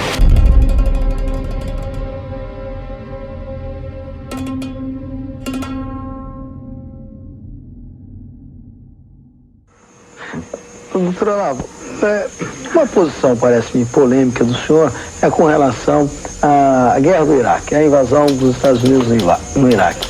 Como é que o senhor vê esse momento histórico mundial? Bom, não é uma questão de opinião, mas primeiro, quais são as informações que as pessoas têm. Tudo que se publica no Brasil sai. Qual é a fonte? New York Times, CNN, CBS. Você tem a fonte do Partido Democrata. Então você só vê esse lado. Então não dá para você julgar. Mas acontece que nos Estados Unidos, onde o Partido Democrata domina 50% da mídia, aqui domina 100%. O John Kerry tem no Brasil o maior eleitorado do universo. Se fosse eleição aqui, o John Kerry se elegeria papa. Qualquer porcaria que o Partido Democrata manda fazer, as pessoas fazem. Né? Então tem uma subserviência total. Agora, bom, vamos tentar. Como é que se faz para obter informação do outro lado? Ela já é difícil de obter porque ninguém sabe onde está. tem que cavar, fuçar, etc, etc. No fim você descobre algumas coisas. Hoje tem uma manchete de 8 colunas na Folha. Não havia armas de destruição em massa no Iraque. Não é isso. Quando você lê a notícia, sobretudo se você a lê no original, não é exatamente isso que a comissão disse. A comissão disse, naquele momento, tá certo? Ele não tinha estoque de arma, mas já estava montando de novo. Tá? Naquele momento, Saddam Hussein não tinha armas em estoque. Tinha se livrar, conseguia se livrar, esconder uma parte na Síria, etc, etc. Mas já estava montando de novo o sistema. Tá certo? Isto quer dizer, a conclusão da comissão mostra claramente que as inspeções da ONU não estavam funcionando. O Saddam Hussein estava à vontade fazendo o que queria. Ademais, tá certo? O sujeito matou 300 mil prisioneiros políticos, pô. Quer dizer, isso está na base de 30 pessoas por dia, durante o tempo que ficou no poder. E esse tempo todo que o pessoal da ONU ficou blá, blá, blá, blá, blá, blá, blá, blá, blá. Durante o tempo da discussão, o Saddam Hussein matou mais gente em tempo de paz no seu próprio país do que a guerra matou até agora. É você fazer uma conta do benefício, do mal maior, mal menor. Ademais, outra coisa. Anteontem, aparece o presidente da Síria, o tal do Assad, dizendo, não, peraí, nós aqui estamos mudando de ideia, queremos fazer a paz com Israel, é melhor a gente conversar, etc, etc. O Gaddafi também, nós queremos tudo paz, tá? Você vai dizer que a invasão do Iraque não serviu para nada? Não, mudou todo o eixo estratégico do Oriente Médio. No começo da guerra, eu era contra, porque eu achava, mas por que o Iraque? Se tem mais coisa aqui e ali, também achava, todas essas coisas que o pessoal diz, também achava. Quando começaram a abrir as sepulturas de prisioneiro político, começou a aparecer gente, eu falei, mas é claro que tinha que invadir. Não se pode deixar um sujeito continuar fazendo isso. E esse pessoal da ONU faz o quê? Ora, toda essa turma da ONU, estavam todos os caras que faziam oposição à guerra, França, Alemanha, Rússia, etc., estavam todos ganhando muito dinheiro com o petróleo de Saddam Hussein. Só a França tinha 25%, o controle de 25% do petróleo do Iraque. Quando acabou essa mamata, o que diz? Os americanos entraram lá por causa de petróleo. Falaram, e você estava lá por causa do quê? Só que é o seguinte, você fazia 10 ou 15 anos está ganhando dinheiro do petróleo lá. O que você está acusando o americano é uma coisa que você acha que eles ainda vão fazer no futuro. Não fizeram ainda. Só que você já fez. Quer dizer, por que o crime futuro hipotético do americano, né, o malefício hipotético futuro que o americano vai fazer, é pior do que aquele que o francês e o alemão já estão fazendo lá há tanto tempo e que a ONU fez também?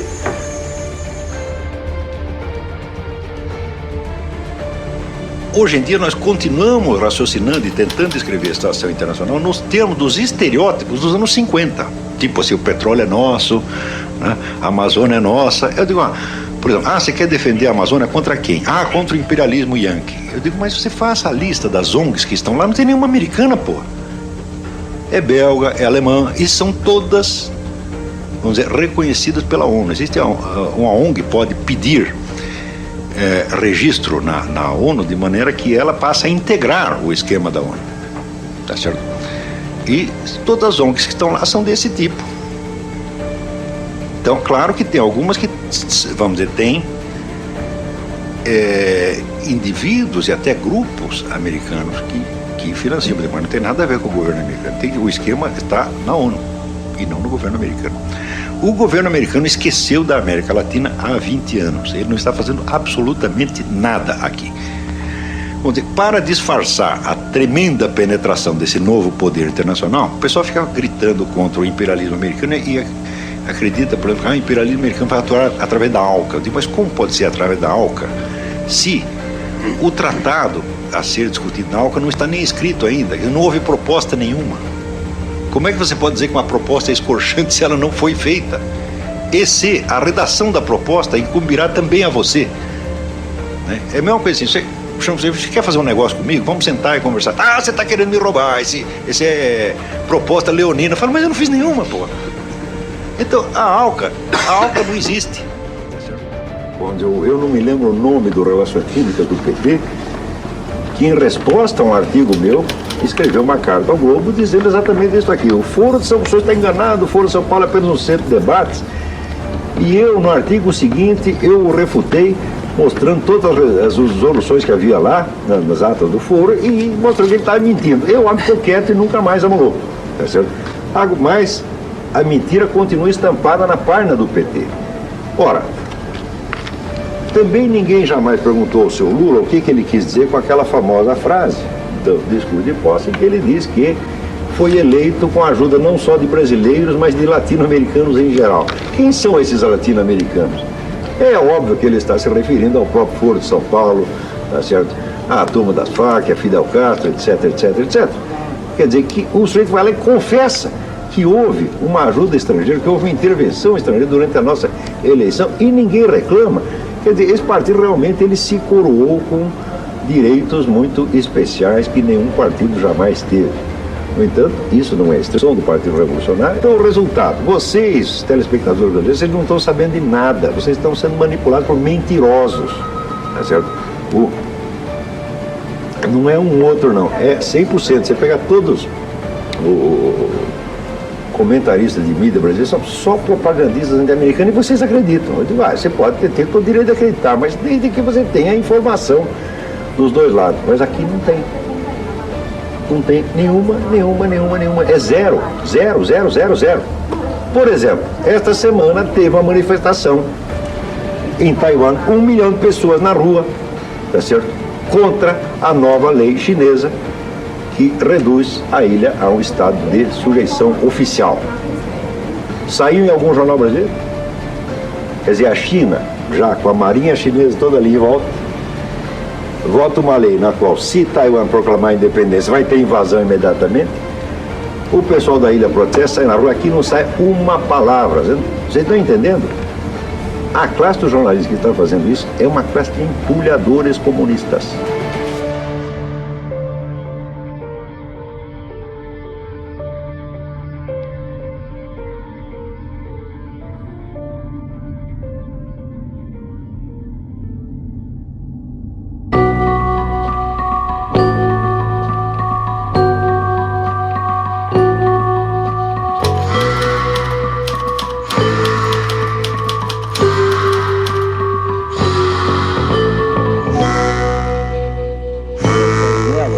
Pergunta, ele é de Itu, ele está dizendo o seguinte, que no seu site tem um artigo e também de colaboradores defendendo o hábito de fumar em público.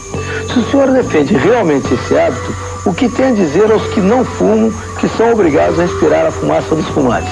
Fumaça que você retira não faz mal nenhum. Esse negócio de fumo passivo, isso é uma fraude monstruosa. Aliás, as estatísticas sobre morte de fumantes também são fraudulentas, porque nos Estados Unidos, a Organização Mundial de Saúde morrem 400 mil americanos por ano fumantes. De fato morrem. Vai ver a idade em que eles morrem. Isso aí tem. É só você ver. A média entre não fumantes é 70 anos, entre fumantes é 71. Quer dizer, morreu porque tinha que morrer, pô. Outra coisa, já ouviu falar de um negócio chamado iatrogenia? Iatrogenia é morte por erros médicos. Tá? A iatrogenia, mesmo sem contar é muito mais perigosa do que fumar e do que usar arma. Por exemplo, hoje mesmo eu recebi uma estatística de que nos Estados Unidos parece 170 mil médicos. Tá certo? Matam um montão de gente por ano. Tá? Parece que morre 200 mil pessoas por ano só de infecção hospitalar. Né? E existem 8 milhões de proprietários de armas. Quantas pessoas morrem com arma de tiro nos Estados Unidos por ano? 1.500. Então, quer dizer, 170 mil médicos matam 200 mil pessoas por ano. 8 milhões de proprietários de armas matam 1.500. O que é mais perigoso? A arma, a prática médica. Isso acontece, que hoje em dia eles querem que o médico não seja apenas um profissional para cuidar da sua saúde. Eles querem que o médico tenha autoridade sobre você, seja uma autoridade governamental que diz o que você pode comer, o que não pode. Quer dizer, é isso que se chama medicalização da sociedade. Isso é uma política calhorda, tá certo? Seguida pela Organização Mundial da Saúde, que é um órgão do governo mundial, um órgão da nova ordem mundial, tá certo?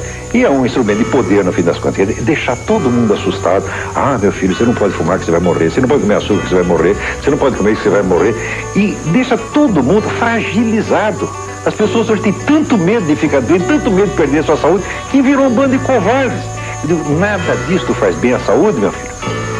O que faz bem à saúde é confiança, é coragem, tá certo? Sem isto, o seu cérebro não funciona. Então, agora, estão ensinando as pessoas a ficar cada vez mais covarde, tem que cuidar de si, tomar cuidado com isso, tomar cuidado com aquilo. Cuidado, você tem que escovar o dente. Cuidado, você tem que ir 10 vezes por ano no dentista. Se não fizer bem pra você, vai fazer bem pra ele. E assim por diante. Que besteira é essa, pô? Nós estamos entrando numa cultura da fragilidade. A cultura feita para fazer sub-homens. Pessoas frágeis, acovardadas, medrosas, incapazes. E que você puxa um cigarro aqui, acende, o sujeito a 50 metros de distância já começa a tossir. Ele tosse, o fumante não. Uma mulher foi detida após reagir a uma abordagem por descumprimento do decreto municipal de quarentena em Araraquara, no interior de São Paulo. Não resiste. Para quem está nos acompanhando pelo rádio, ela está sendo detida, ela está sendo arrastada por oficiais aí de segurança, me parece até GCM, guarda municipal, né? Então ela está dizendo que ela não está conseguindo respirar, ela está sendo algemada, está no chão. Não resiste, não morto. E a autoridade de saúde diz assim: não resista, não resista. Na tela cheia aqui da Band, de um cidadão que teve o comércio dele fechado, porque, é claro, Teresina, como tantas outras cidades do Brasil, está passando por um período de quarentena e não é permitida a abertura do comércio. Mas veja o desespero desse rapaz. Esse rapaz que tem que trabalhar está impossibilitado e vê as contas chegarem e se torna impossibilitado também de pagar as contas e muitas das vezes levar dinheiro para dentro de casa. Usando um golpe conhecido de mata-leão, o guarda aperta o pescoço do empresário. São mais de 6 guardas municipais que tentam algemar o comerciante. Nós sentados ali fora, eles chegaram com o fiscal e invadiram, chegaram, já foram invadindo. E ali nós não só temos a firma, nós temos a nossa residência. Essa câmera de segurança do Lava Jato mostra o momento exato em que a fiscalização chega. Adriano estava sentado do lado de fora do comércio e, pela imagem do circuito de segurança, não tinha nenhum carro sendo lavado. Agora, ô Tortoriello, em período de isolamento, quarentena, teve gente que quis pular no mar aí, ou chegou a pular no mar para nadar e acabou sofrendo algumas consequências, na verdade. Pois não, muito bom dia a você. A gente foi na praia de Copacabana ontem, durante o feriado. A mulher do ex-nadador da seleção brasileira, Luiz Lima, que é deputado federal pelo PSL, Milene Comini, estava nadando na praia junto com a filha. A polícia pediu para que elas saíssem, só que elas não saíram, então esperou até que elas terminassem de nadar e conduziu as duas, mas a filha tem 14 anos, mais o filho do casal, que é menor de idade, que estava com uma amiga também na praia. Eles foram levados para a delegacia e autuados por infração de medida sanitária, porque aqui no Rio de Janeiro, o decreto do governo estadual proíbe o uso das praias.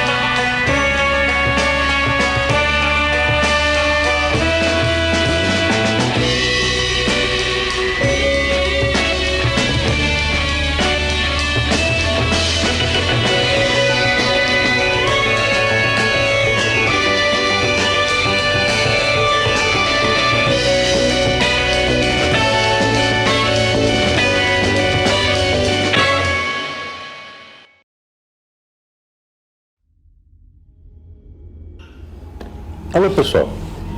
Eu acabei de saber hoje que o antagonista descobriu que o Foro São Paulo custa dinheiro e está perguntando de onde sai o dinheiro. Eu estou falando disso desde a década de 90.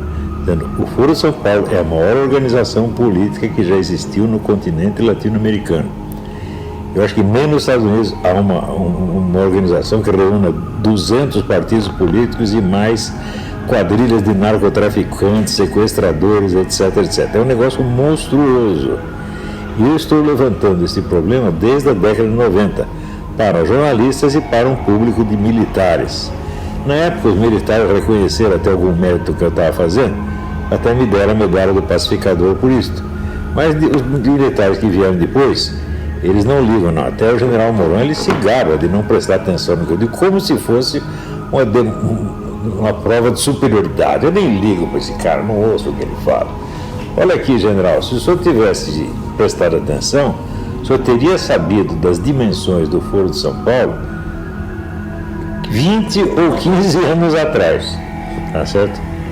E o senhor poderia ter fomentado alguma ação das Forças Armadas para acabar com esse negócio antes que o Foro de São Paulo completasse o seu roubo de 1 trilhão de reais. Veja o ponto que a coisa chegou. Eu já naquela época explicava o seguinte, que a ascensão do PT não teria características evidentes, vamos dizer, visíveis, de um partido socialista no poder, porque a função do PT no poder era fornecer dinheiro para o movimento comunista no restante da América Latina. Eu já dizia isso desde a década de 90, por análise que eu fiz, estava muito claro que o negócio seria esse. Quando o Lula ganhou um prêmio do Fórum de Davos por sua adesão ao capitalismo, e na mesma semana um prêmio do Foro de São Paulo pela sua fidelidade ao comunismo, estava tudo explicado nesse ponto. Ele era, quer dizer, pró-capitalista para dentro e comunista para fora, chegando por isso a fazer aquilo que as Farc reconheceram e homenagearam por isso, salvar o movimento comunista na América Latina. Foi isso que ele fez com o dinheiro do Brasil. Agora, quando começaram as denúncias de corrupção, todo mundo tratava isso como se fossem crimes comuns ou desvios, políticos desonestos que estão roubando, etc. E eu já dizia, não é nada disso. Isto é um vasto plano de ocupação do continente inteiro pelo comunismo. E tudo que está sendo roubado do Brasil é para financiar este plano. Eu já dizia isso na década de 90. Já pensou, general, se o senhor tivesse prestado atenção no que eu dizia, ou pelo menos que prestasse atenção uns meses atrás, já teria sabido tudo isso. Então, o senhor se gabar de que não presta atenção, quer dizer, ter essa atitude assim, vaidosa de afetação, de desprezo, eu perguntaria, isso não é uma omissão? O senhor não foi omisso? Outros que também se gabam e não prestar atenção no que eu estou dizendo, também não estão sendo omissos, tá certo? E isso aí é legal, é decente. Vocês pensarem nisso aí, né? Quanto ao pessoal do antagonista, eu acho impressionante, quer dizer, eles descobrem a notícia depois que a notícia está completando 30 anos. O Foro São Paulo está completando 30 anos. Eu me lembro que logo no comecinho do Foro São Paulo, o meu falecido amigo José Carlos Graça Wagner reuniu tantos documentos a respeito que ele tinha um quarto inteiro na casa dele lotado desses documentos, dos quais eu tive acesso a uma parte ínfima. Mas essa parte ínfima já foi suficiente para eu entender a dimensão da coisa e prever tudo o que o PT ia fazer no poder, inclusive esta obra-prima de corrupção, a maior roubalheira que já houve na história da política mundial. Tudo isso poderia ter sido evitado se os militares e jornalistas que me ouviram na década de 90 e depois nos anos 2000, 2005, 2007, 2013 tivessem acordado, prestado atenção e tomado providência. Agora, esse pessoal todo é o seguinte, vou dizer uma coisa, vocês e os professores universitários de ciência política não têm conhecimento de ciência política, vocês não sabem fazer essas análises, vocês seguem apenas a mídia. É aquele negócio daquele coronel que eu discuti no clube militar, o senhor leu tal livro a respeito, o senhor leu tal outro? Não. Onde o senhor se informa? Eu leio o jornal. Ler jornal é modo de informação assim, de empregado doméstica, meu filho, né? de caixeiro de supermercado, não de profissionais da segurança, não de profissionais da ciência política. Como é que vão aprender isso? E esses jornalistas, então, eles são muito vaidosinhos também. Eles fingem desprezo, tá certo? Há um sujeito que lhes inspira um tremendo complexo de inferioridade. Eles não aguentam isso, então tem que fingir desprezo. É tudo coisa de criança. Eu fico espantado de ver homens de 40, 50, 60 anos ter essas atitudes infantis, ainda que em prejuízo do país. Então aí, general Mourão, o senhor não se gabe de não prestar atenção no que eu estou dizendo, né? Porque isso aí não demonstra muita inteligência da sua parte, tá?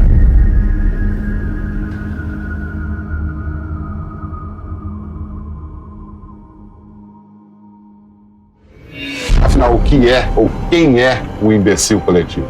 Não. Quem agradece sou eu pelo convite. E quanto ao imbecil coletivo, em parte somos todos nós. Se trata de um fenômeno coletivo. Não se trata de individualizar este ou aquele imbecil em particular. Aliás, até a definição do imbecil coletivo é esta, né? Quer dizer que é uma coletividade de pessoas até de inteligência superior, mas que no exercício da sua função inventam um jeito de fazê-la de modo imbecilizante, que rebaixa o nível geral, né, da produção intelectual, apesar da qualidade dos indivíduos isoladamente. Alguma coisa a atualizar nesse pensamento? Permanece tudo atual? Veja, naquela época eu defini imbecil coletivo como uma coletividade de pessoas de inteligência normal superior que se reúne para se imbecilizar umas às outras. Hoje o processo já se completou. Em que sentido? Agora eles são imbecis de verdade. Eles se imbecilizaram mesmo. Desde que eu comecei a estudar essas coisas, eu me interessei pela fenomenologia do poder e pela tipologia do poder. O poder intelectual é o de mais longa duração.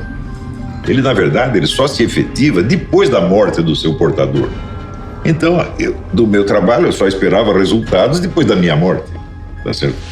Agora, no Brasil, todo mundo só se interessa pela política do dia. Eles acham que é isso que eu estou fazendo. Quer dizer, é um negócio totalmente alucinante. Você veja, mais de 20 mil pessoas passaram pelos meus cursos. Dessas, nem 2 dúzias estão em cargos de governo. Quer dizer, estatisticamente, é natural que alguém busque emprego no governo. E os caras acham que assim, é um plano meu. Eu fiz o plano para infiltrar os caras lá e dominar os ministérios. Isso é tudo fantasia. Não, havia um plano seu de formar uma geração liberta das amarras do pensamento. Sim. Havia. Não só isso. Né? Você vê, a cultura brasileira, a alta cultura brasileira, tinha sido destruída. E eu planejei restaurá-la. Mas a restauração disso precisava de mais 30 ou 40 anos.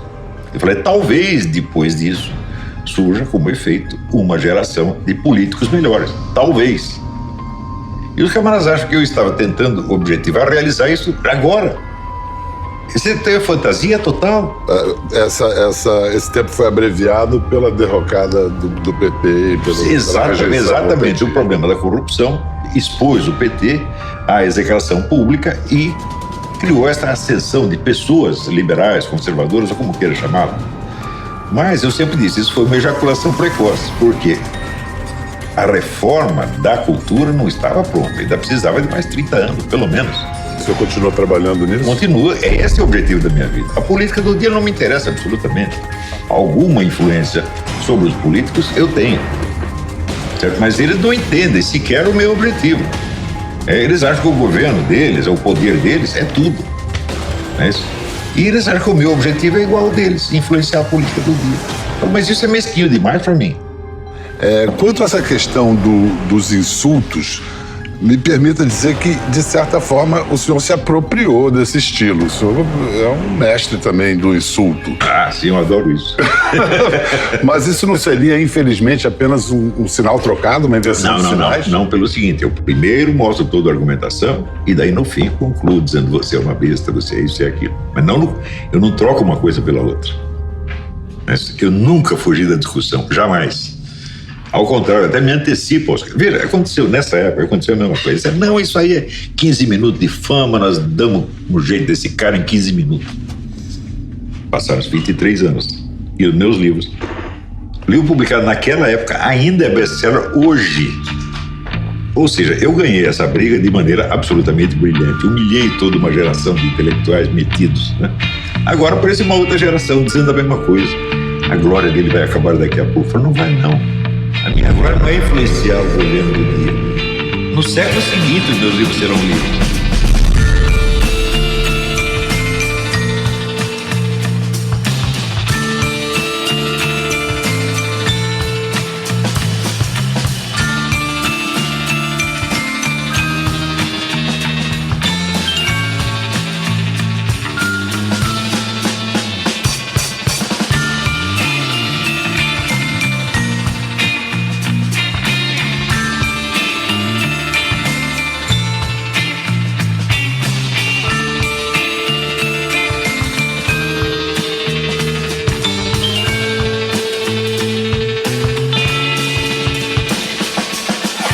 Flávio, você gosta de ser polêmico?